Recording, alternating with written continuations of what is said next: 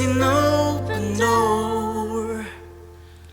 We want you, Lord, like never before.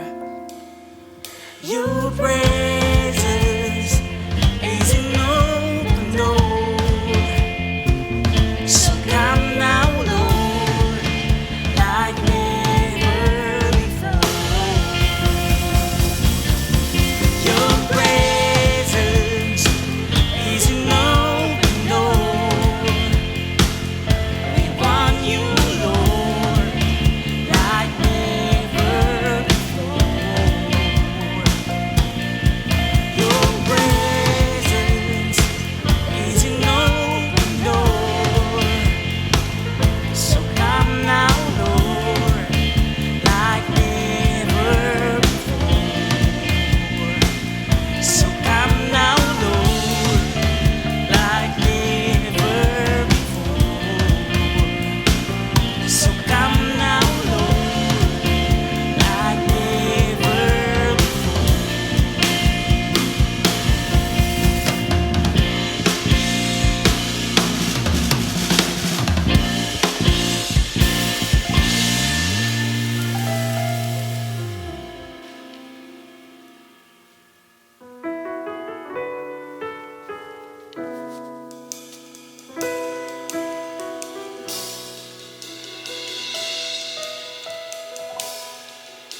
Tuhan hadir di bait kudusnya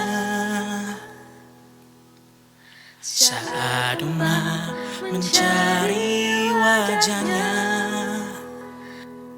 berseru, berdoa, bersujud menyembah dan menikmati kehadirannya.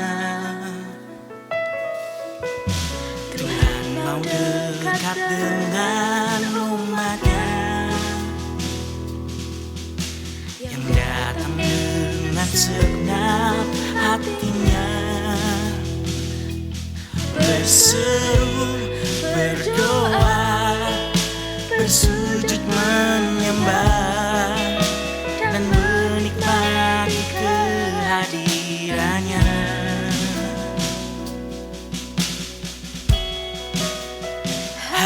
Hadiratmu memenuhiku, hadirat kudusmu penuhi baitmu, dan ku tersungkur menyembahmu. Yang ku nampak hanya kemuliaanmu. Tuhan hadir di bait kudusnya saat umat mencari wajahnya, berseru, berdoa, bersujud menyembah dan menikmati kehadirannya. Tuhan mau dekat dengan umatnya yang datang dengan segenap hatinya, berseru, berdoa, bersujud menyembah dan menikmati kehadirannya. Hadiratmu memenuhiku, hadirat kudusmu penuhi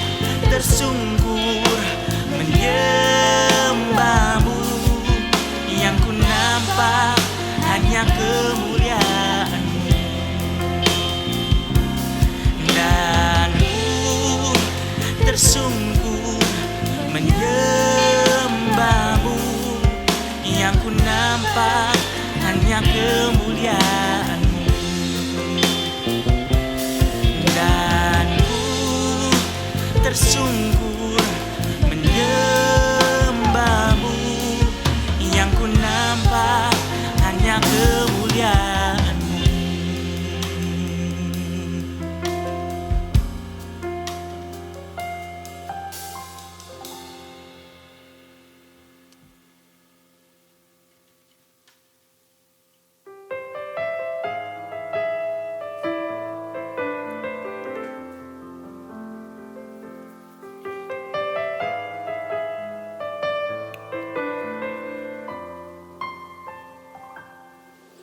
Ku masuk ruang kudus-Mu, membawa hatiku, hampirimu, oh Bapakku, pemilik hidupku. Angkat tangan sembah-Mu, agungkan nama-Mu. Haleluya, haleluya, terpujilah Rajaku.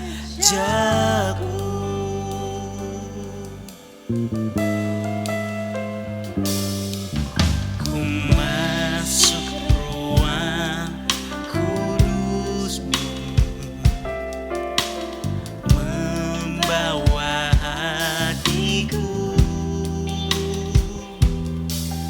hampirimu, oh Bapakku, pemilik hidupku. Angkat tangan sembah-Mu, agungkan nama-Mu. Haleluya, haleluya, terpujilah Rajaku.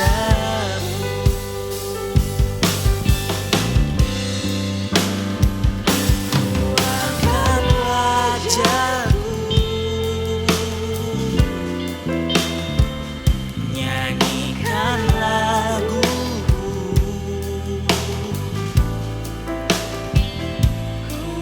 ucap syukurku, karena ku milik-Mu. Curahkan segala isi hatiku,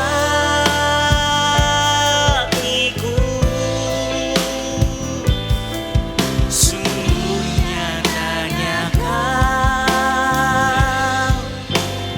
bagiku.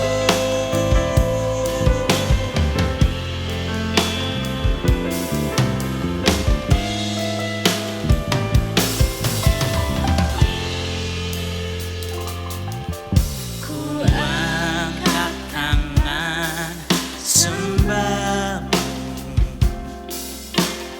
agungkan nama-Mu. Haleluya, haleluya, terpujilah Rajaku. Angkat wajah-Mu, nyanyikan laguku,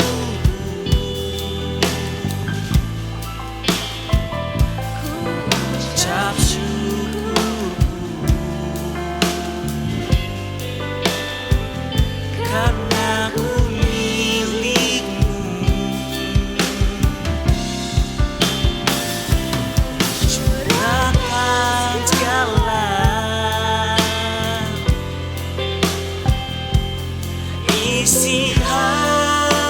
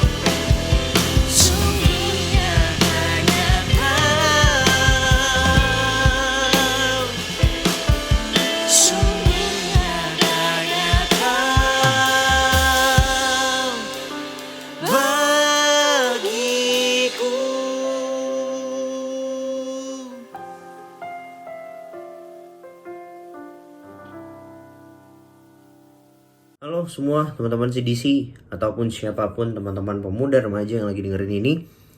Puji Tuhan kalau hari ini kita masih dikasih kesempatan untuk terus belajar, untuk terus makin berkenan di hadapan Tuhan. So sebelum kita sharing-sharing, sebelum kita sama-sama belajar lewat firman Tuhan hari ini, kita berdoa dulu ya. Tuhan, terima kasih kalau Kau berikan kami kesempatan untuk belajar lagi.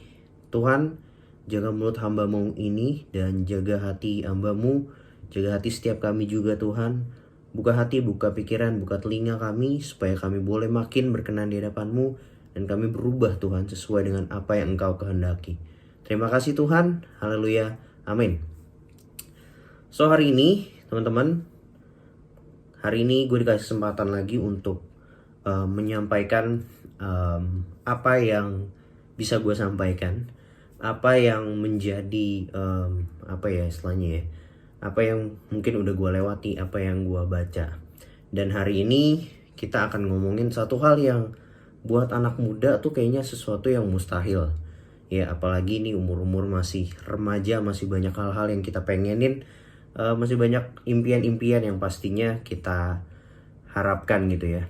Nah, tapi gue yakin kalau Tuhan izinin kita ngedengerin firman Tuhan ini, pasti Tuhan juga yang akan menyertai kita, Roh Kudus yang akan bimbing kita untuk ngerti dan untuk bisa kita lakukan dalam kehidupan sehari-hari. So, judulnya adalah Live and Die for Christ. Hidup dan mati untuk Kristus. Wah, berat banget ya. Tapi again, seperti yang gue bilang tadi, walaupun ini berat, tapi gue yakin Roh Kudus akan nuntun kita nih. Teman-teman boleh siapin Alkitabnya ataupun mungkin aplikasi Alkitabnya di handphone atau di laptop kalian. Kita akan baca satu ayat yang akan menjadi permulaan apa yang kita bahas di hari ini ya. Di Filipi 1 ayat 21. Ini pasti sebenarnya udah jadi ayat yang sering kita dengar juga teman-teman ya. Di Filipi 1 ayat 21 ini adalah surat Paulus kepada jemaat di Filipi. Karena bagiku hidup adalah Kristus dan mati adalah keuntungan. Sekali lagi ya, karena bagiku hidup adalah Kristus dan mati adalah keuntungan. Again, ini ayat yang udah sering kita dengar, bisa dibilang ayat favorit ya bagi banyak orang. Walaupun ini sangat sulit banget untuk kita ngerti gitu loh. Apa nih maksudnya Rasul Paulus hidup itu Kristus dan mati adalah keuntungan. Mati adalah sebuah keuntungan.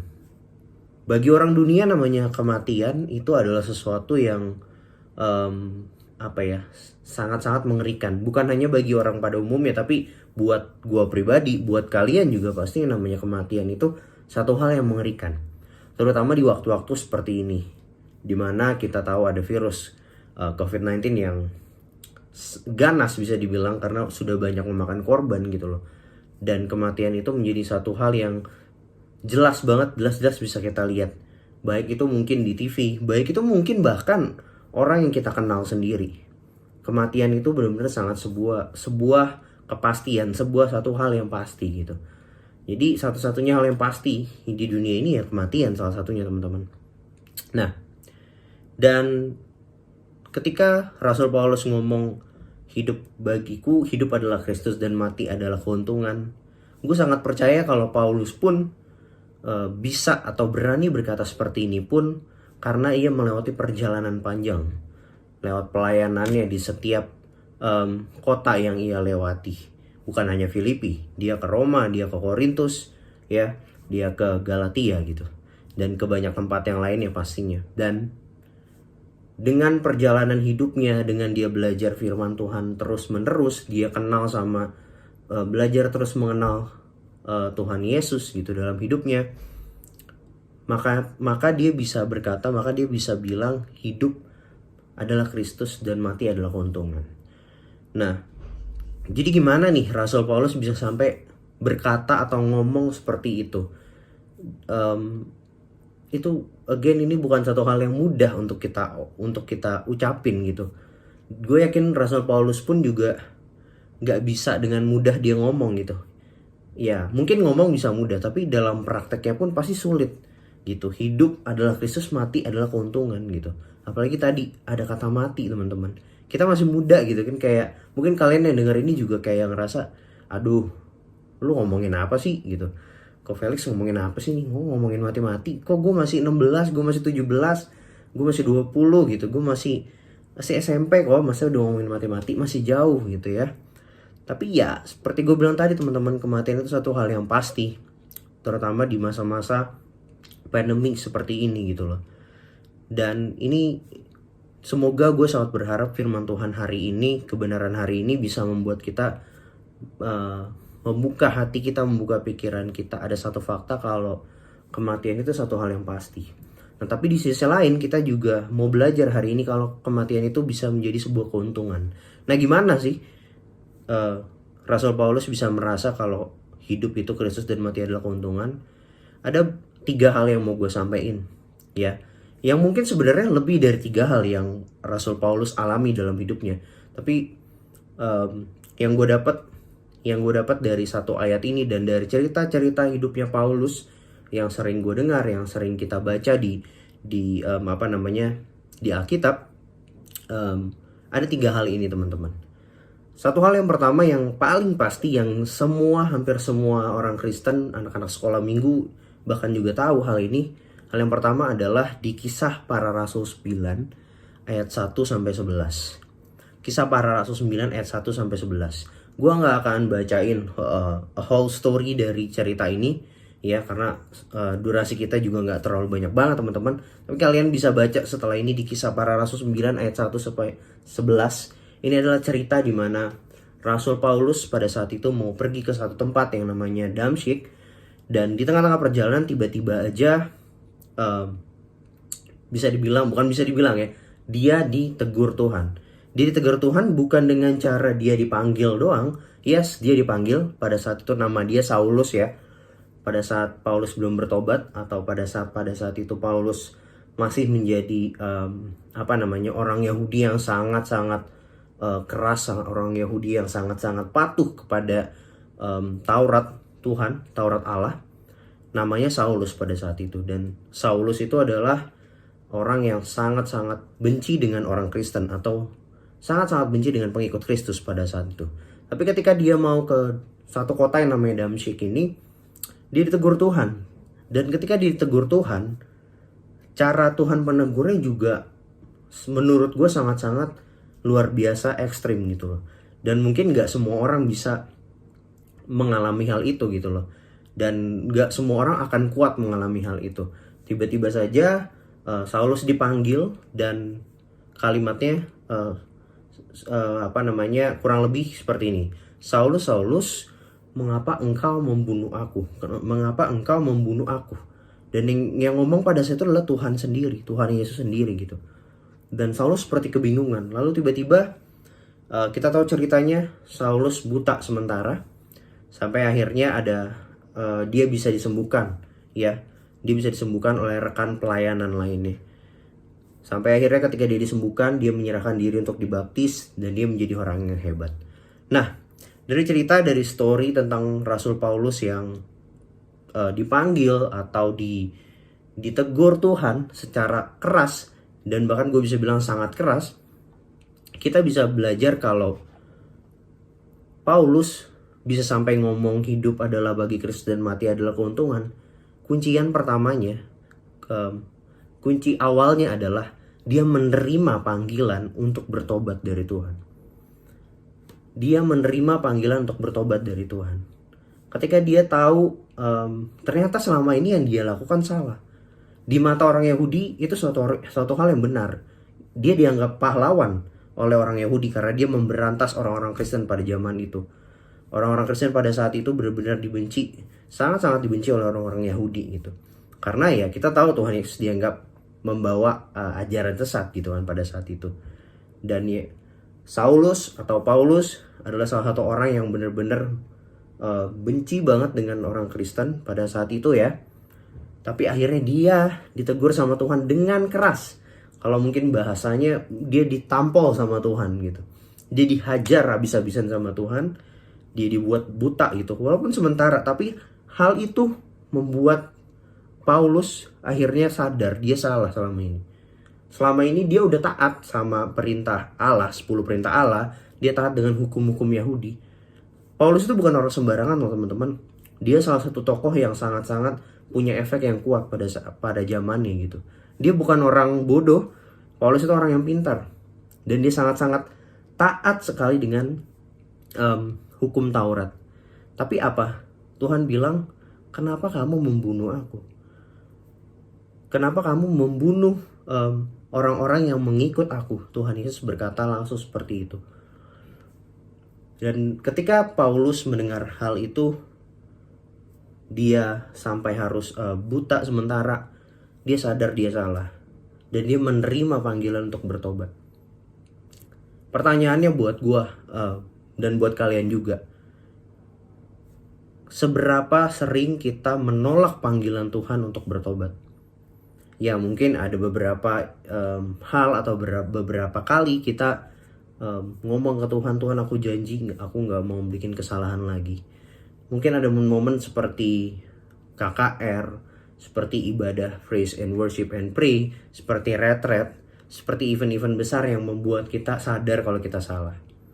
Tapi seberapa sering pertanyaannya kita justru malah menolak panggilan untuk bertobat itu? Atau mungkin kita malah menipu Tuhan nih teman-teman. Pasti dong lu mengalami gimana ketika ikut retreat. Gue mengalami hal itu dari tahun 2008 ketika ikut retreat. Abis itu ada altar call, dipanggil sama pendeta, didoain, lu nangis, bener-bener nangis, sedih banget, and then lu minta ampun sama Tuhan. Itu satu hal yang baik. Tapi ternyata secara gak sadar gue menipu Tuhan pada saat itu. Kenapa? Karena tangisan gue ternyata cuma tangisan feeling doang, emosional doang, emosi yang dimainkan pada saat itu gitu. Ketika karena emang suasananya lagi sedih, mungkin lu kebawa sedih. Tapi setelah selesai retreat, setelah selesai event itu, ya kita balik lagi, kita bikin dosa lagi. Ya walaupun memang itu sebuah proses teman-teman, gak gampang. Tapi again pertanyaannya buat gua dan buat kalian, buat kita semua pada saat ini, seberapa sering kita menolak panggilan untuk bertobat? Paulus sudah ngambil satu langkah yang luar biasa. Ya, dia menerima panggilan Tuhan untuk bertobat. Dia dihajar habis-habisan sama Tuhan sampai akhirnya dia mau bertobat. Nah masalahnya kita udah dihajar aja seringkali masih ngeyel gitu. Masa sih kita perlu sampai di titik mengalami satu hal yang besar, masalah yang besar dulu baru mau bertobat? Jangan sampai seperti itu dulu loh teman-teman. Jangan sampai kita istilahnya digampar dulu, dipukul sama Tuhan habis-habisan baru kita mau bertobat. Jangan sampai seperti itu teman-teman. Atau mungkin ada dari kita yang udah dipukul habis-habisan sama Tuhan, ditempa berbagai macam perihal masalah dalam hidup kita, tapi masih ngeyel, masih mau ikutin, masih gak mau bertobat, masih mau ikutin keinginan sendiri. Nah, jadi kalau kita mau sampai di titik bisa ngomong hidup adalah Kristus dan mati adalah keuntungan, hal yang pertama adalah terima panggilan Tuhan untuk bertobat. Dan gak cuma terima doang, tapi benar-benar bertobat.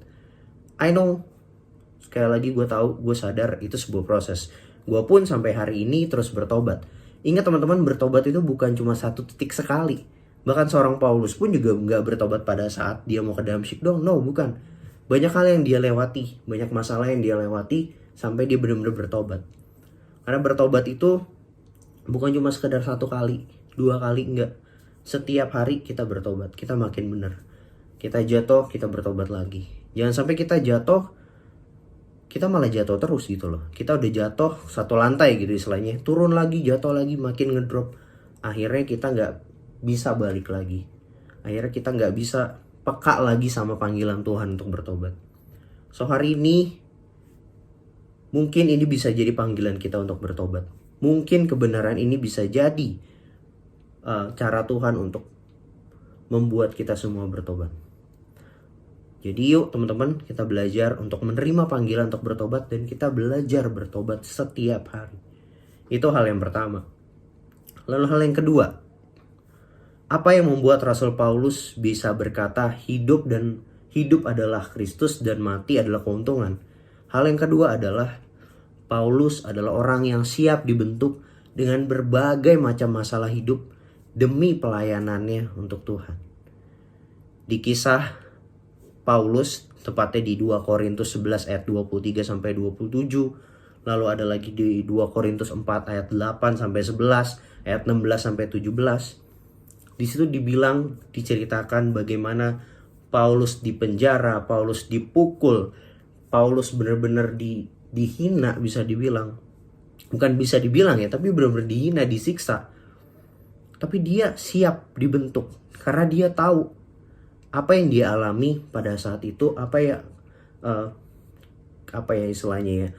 Hal-hal yang buruk yang dia alami pada saat itu justru membuat dia makin berkenan di hadapan Tuhan. Kita buka dulu ya teman-teman di 2 Korintus 11. 2 Korintus 11 ayat 23 sampai 27. Kita buka sama-sama. Yang punya Alkitab pakai Alkitabnya, yang ada di handphone atau di laptop it's okay juga, nggak masalah ya. Kita buka ya di 2 Korintus 11 ayat 23 sampai 27.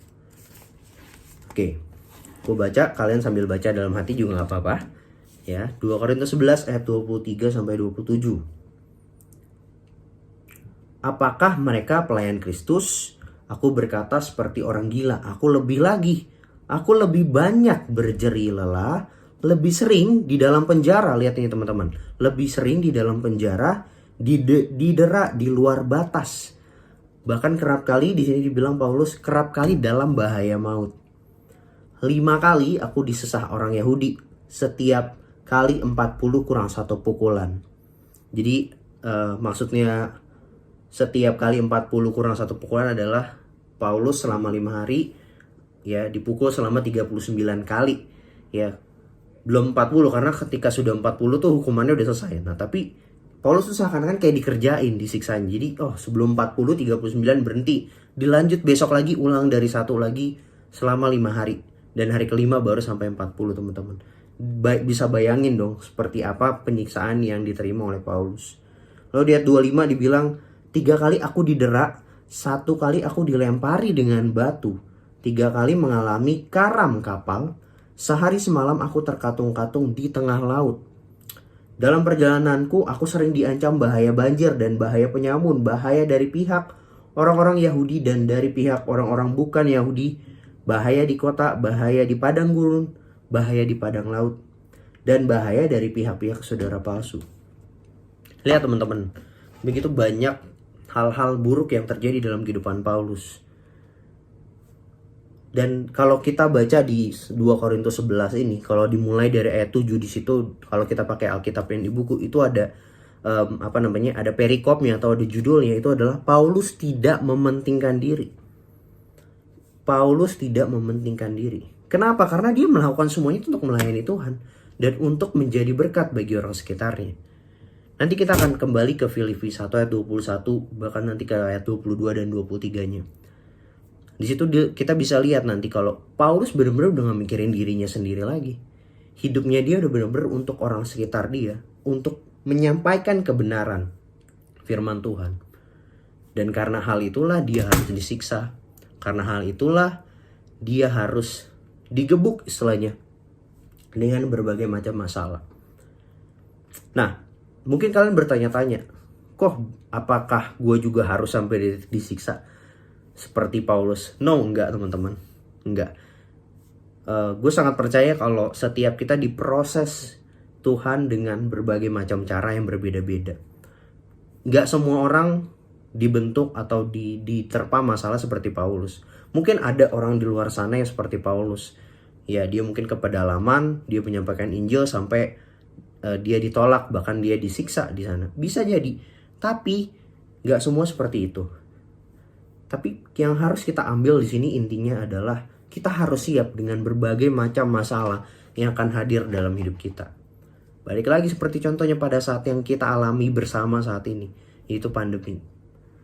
Ya, gue tahu kok ketika pandemik ini awal-awal muncul, kita semua pasti stres gitu. Bukan stres dalam arti jadi gila atau gimana ya, bukan. Tapi kita perlu beradaptasi dulu gitu loh. Kita mau tidak mau yang sekolah tadinya bisa ketemu teman tapi jadinya cuma bisa lewat online gitu. Belajar online pun juga gue tahu nggak seenak kita belajar offline gitu loh. Kita nggak bisa konsen ya. Kalau belajar online mungkin kita bisa fokus. Kalau belajar offline kita bisa fokus, tapi karena online nggak bisa fokus karena banyak distraction di sekitar kita gitu. Apalagi kita takut, kita jadi parno kalau kita keluar, aduh nanti gue kena virus. Ada banyak hal yang akhirnya kita alami, yang kita masalah-masalah. Belum lagi soal ekonomi, belum lagi soal orang tua. Banyak hal teman-teman, masalah yang bisa hadir dalam hidup kita. Dan ke depan pun juga masalah mungkin bisa makin besar dalam hidup kita. Mungkin nanti pandemik ini akan selesai. Walaupun kita tahu ya COVID-19 ini walaupun sudah ada vaksinnya, COVID-19 ini ingat nggak akan hilang gitu loh. Tapi nanti tubuh kita udah punya antibody karena divaksin gitu. Nanti kalau misalnya tubuh kita udah punya antibody, pandemik udah selesai, ingatlah teman-teman kalau masalah kita bukan cuma soal pandemik, masih ada masalah lain. Nanti ketika kita beranjak dewasa, teman-teman yang saat ini mungkin masih sekolah, SMP, SMA, nanti kalian ketika kuliah ada masalah baru lagi. Ketika kalian udah mulai kerja, masalah baru lagi dengan bos lah, dengan teman-teman di kantor. Ketika kalian udah punya istri, udah punya keluarga, masalahnya bertambah teman-teman. Ya. Tapi di sini yang mau gua bold atau mau gua tekenin ya dari apa yang kita lihat dari hidup Paulus adalah Paulus itu siap dibentuk dengan berbagai macam masalah. Tadi disebutin Paulus dipukul, Paulus didera, Paulus dipenjara, Paulus mengalami kapal karam. Banyak hal teman-teman. Tapi semua itu dia rela menerima semua beban masalah itu demi pekerjaan Tuhan. Sekarang pertanyaan buat kita, siapkah kita untuk dibentuk dengan berbagai macam masalah? Masalah yang paling jelas nih yang bisa kita lihat sekarang ini adalah soal penyakit ini nih, soal virus ini COVID-19. Gua nggak berharap kalian yang sedang menonton ini kena COVID, enggak. Tapi perlu kita ingat kalau mungkin aja kita bisa kena loh teman-teman penyakit ini. Mungkin udah sangat-sangat menjaga protokol kesehatan lu, sekeluarga mungkin udah sangat-sangat bersih, hygiene gitu, higienis banget.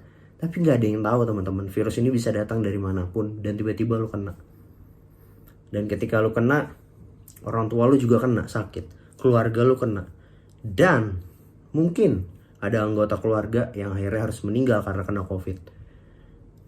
Sangat banyak masalah yang akan kita hadapi, teman-teman. Even buat kalian yang saat ini merasa, kayaknya gue baik-baik aja selama pandemi. Everything is fine gitu. Kelihatannya baik-baik aja gitu. Kelihatannya kayaknya gak ada apa-apa. Ya gue cuma mau bilang teman-teman, bersiaplah karena masalah hidup ini pasti banyak tuh.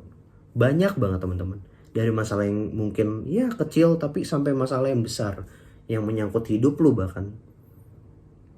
Tapi yang mau gue bilang di sini, selagi kita masih muda, kita perlu sadar, kita perlu bersiap-siap. Kalau ada masalah yang datang dalam hidup kita, ingatlah masalah itu untuk mendewasakan kita. Sama seperti Paulus.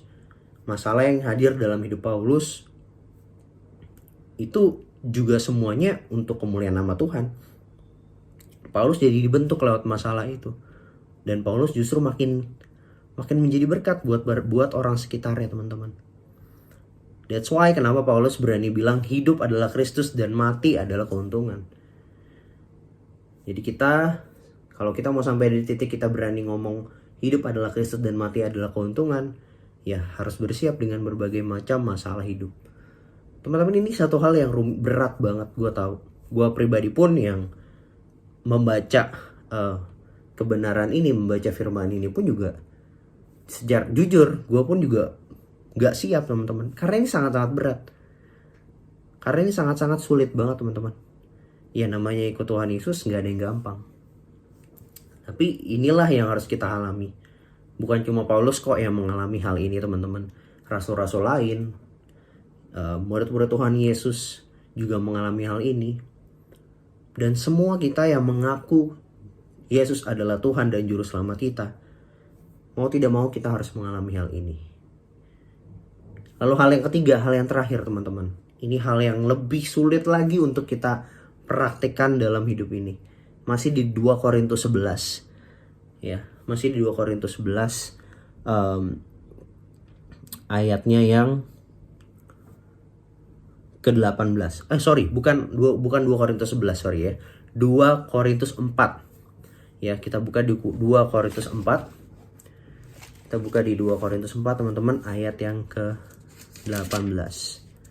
Ini lebih rumit lagi, lebih kayak mungkin kita akan sedikit merasa aduh kayak ngawang-ngawang nih, gue masih muda gitu.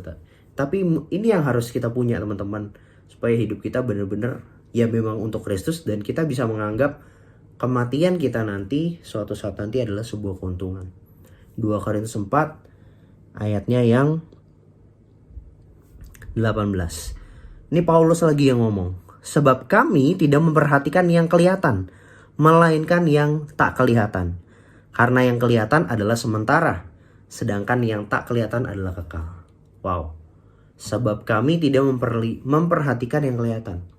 Paulus dan orang-orang sekitarnya yang akhirnya mengikut dia berkata, kami tidak melihat atau memperhatikan yang kelihatan, melainkan yang tidak kelihatan. Artinya apa? Kita harus punya jangkauan pandang yang jauh dari dunia ini. Kita gak boleh lagi cuma mikir senang-senang di dunia ini. 5 tahun lagi gue mau jadi bos, 10 tahun lagi gue mau jadi pemimpin sebuah perusahaan. Apakah itu salah? Enggak, gue gak bilang itu salah. Tapi perlu diingat, hidup kita sebentar. Kita harus punya jangkauan yang lebih jauh, beyond the grave gitu. Jangkauan kita tuh harus beyond the grave, harus di balik kubur. Beyond the grave ada apa sih? Ada langit baru, bumi baru. Di situ dibilang yang kelihatan adalah sementara. Yang kelihatan bagi kita sekarang ini di depan kita, ya even misalnya apa di depan lo saat ini, handphone atau laptop lo yang lo pakai untuk nonton, uang, TV yang ada di rumah lo, PS kayak apapun, PS5, gadget, iPhone, apapun yang ada saat ini di depan lo, itu sementara teman-teman. Sedangkan yang nggak kelihatan adalah kekal. Apa yang nggak kelihatan? Yang nggak kelihatan itu adalah langit baru, bumi baru. Atau yang nggak kelihatan itu adalah Tuhan kita. Tapi itu yang kekal teman-teman. Itu yang nggak akan pernah hilang dalam hidup kita sebagai pengikut Kristus. Jadi kita harus punya jangkauan yang luas. Bukan luas lagi, tapi yang benar-benar beda dari dunia. Kalau dunia mikir 10-20 tahun ke depan gue jadi apa, tapi kita harus punya pikiran yang beda. Kita harus mulai berpikir, setelah gue meninggal, gue akan kemana? Wah, itu suatu hal yang berat teman-teman. Lagi-lagi gue ngomong begini pun juga sangat sulit teman-teman. Omongnya gampang, tapi dalam praktek susah. So, gimana Rasul Paulus bisa sampai berkata hidup adalah Kristus dan mati adalah keuntungan? 3 hal tadi. Menerima panggilan untuk bertobat setiap hari teman-teman. Kita salah, kita jatuh dalam dosa, kita minta ampun, kita bertobat. Dan benar-benar bertobat. Yang kedua, kita siap dibentuk dengan berbagai macam masalah hidup. Demi pekerjaan Tuhan. Apapun itu masalah hidupnya. Baik itu menyangkut fisik kita ataupun non-fisik gitu. Ya, penyakit kek, ataupun masalah secara ekonomi, ataupun masalah secara kehidupan keluarga, apapun itu. Tapi kita harus siap dibentuk sama Tuhan lewat masalah hidup. Lalu yang ketiga, kita punya jangkauan pandangan yang beda dari dunia. Ya, ingat kalau orang muda pada umumnya mikir 20 tahun ke depan gue jadi apa. Tapi kita mikir setelah gue nanti meninggal, gue akan kemana ya? Gue akan ikut Tuhan gak ya? Gue akan tetap ikut Tuhan gak ya? Itu yang harus kita pikirin teman-teman. Ini satu hal yang sulit, bahkan terdengar seperti mustahil teman-teman. Tapi gue percaya seperti yang gue bilang tadi di awal, Roh Kudus yang akan menguatkan kita, yang akan menuntun kita. Terakhir kita balik lagi yuk ke Filipi Filipi 1 ayat 21 tadi. Ya, kita balik lagi ke Filipi 1 ayat 21. Karena bagiku hidup adalah Kristus dan mati adalah keuntungan. Nah, di ayat 22-nya nih menarik teman-teman. Tetapi jika aku harus hidup di dunia ini, itu berarti bagiku bekerja memberi buah. Jadi mana yang harus aku pilih? Aku tidak tahu. Aku didesak dari dua pihak. Aku ingin pergi dan diam bersama-sama dengan Kristus. Itu memang jauh lebih baik. Ayat 24 teman-teman. Tetapi lebih perlu untuk tinggal di dunia ini karena kamu. Dan dalam keyakinan ini tahulah aku akan tinggal dan akan bersama-sama lagi dengan kamu sekalian. Supaya kamu makin maju dan bersukacita dalam iman. Sehingga kemegahanmu dalam Kristus Yesus makin bertambah karena aku apabila aku kembali kepada kamu. Jadi Paulus ngomong hal ini ke jemaat di Filipi. Satu hal yang menarik tadi di ayat 22 dibilang, tetapi jika aku harus hidup, kan sebelumnya Paulus bilang hidup adalah Kristus dan mati adalah keuntungan. Paulus bilang lagi, kalaupun aku harus hidup di dunia ini, itu artinya itu bekerja memberi buah. Ya, terus mana nih yang harus gue pilih? Apakah gue pilih hidup atau mati? Karena kalau gue hidup gue untuk Kristus. Kalau mati ada keuntungan. Paulus bingung pilih yang mana. Sebenarnya juga bukan sebuah pilihan teman-teman. Artinya apa? Artinya baik lo hidup, baik lo nanti suatu saat mati, itu semua untuk Kristus. Makanya tadi judulnya pertama, Live and Die for Christ. Ketika lu hidup lu bekerja buat Tuhan dan berbuah bagi sesama. Konteksnya pada saat itu Paulus ngomong ke jemaat Filipi. Kalau kita berbuah bagi sesama kita, bagi orang tua kita, bagi teman-teman kita. Lalu yang kedua, kalaupun misalnya kita mati, kita bisa mengatakan itu sebuah keuntungan. Kenapa? Karena 3 hal tadi. Kita udah bertobat, kita siap dibentuk dengan berbagai macam masalah, dan kita yakin ada satu hal yang lebih baik dari dunia ini, yaitu langit baru, bumi baru. So teman-teman, ini satu perjuangan yang berat, tapi gue yakin kita sama-sama belajar. Gue belajar, kalian belajar. Dimanapun baca firman Tuhan, dengarkan firman Tuhan dimanapun, banyak media yang bisa kita gunakan. Ingat, kalau kita hidup sekarang, hiduplah bekerja untuk Tuhan dan berbuah bagi sesama. Sehingga ketika nanti waktu kita habis, kita harus mengalami yang namanya kematian. Kematian itu bukan menjadi hal yang menakutkan buat kita, tapi jadi satu keuntungan. Jadi satu hal yang justru kita nantikan. Dan itu kan satu hal yang hebat banget gitu teman-teman. Kita bisa menganggap kematian satu hal yang kita nantikan. Yuk, kita belajar terus teman-teman. Dan kita ketemu lagi di lain waktu. God bless you.